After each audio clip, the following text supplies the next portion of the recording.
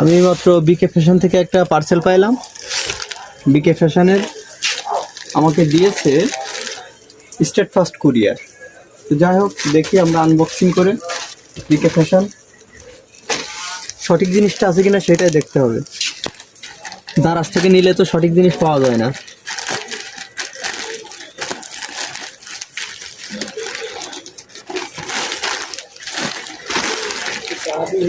দেখা যাচ্ছে, মনে হচ্ছে ঠিক আছে, যা যা দিছিলাম ঠিকই আছে। এই যে ব্ল্যাক কালার, সাইজটা দেখে নি। সাইজও ঠিক আছে,